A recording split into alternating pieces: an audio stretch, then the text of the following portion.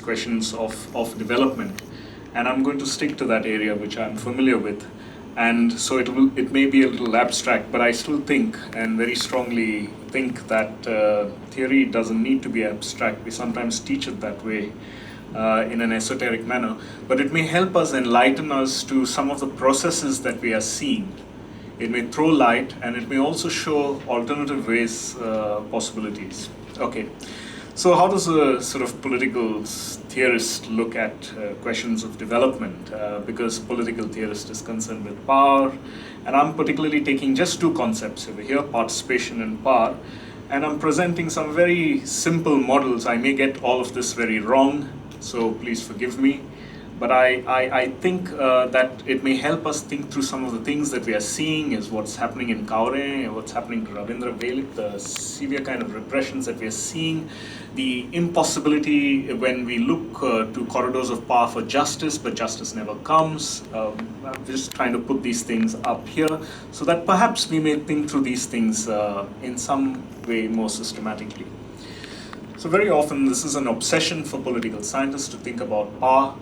And one of the ways in which one good definition by which it links to the process of development is where you have a definition like this, which says that it's the capacity for a social agent, whether it's an individual or a group, to bring about some significant consequences in society. And you can see its connections with development, because development is about bringing consequences in the social world.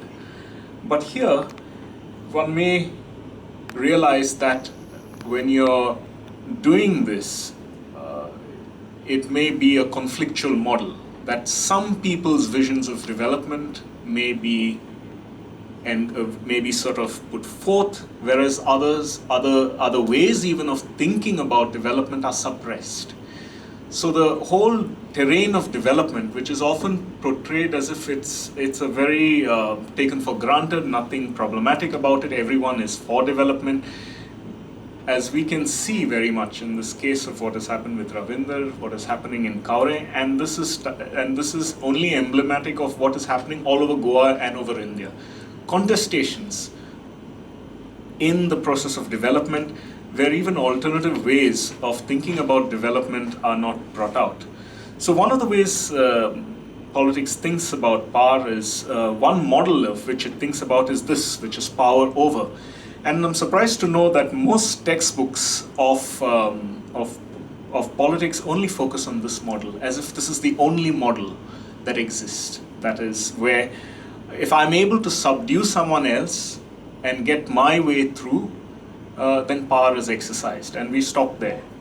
And this has various subtypes. So this power over model has various subtypes. One of them is called decision-making power, which simply means I use different strategies to get my agenda, my method, my developmental plan through, whatever it takes. And often this is very overt, like what we are seeing in Kaure. Very serious, very openly visible repression. But there are others that may not be so visible. But I think from the talks that were given today, these may also happen. For example, this may also be happening.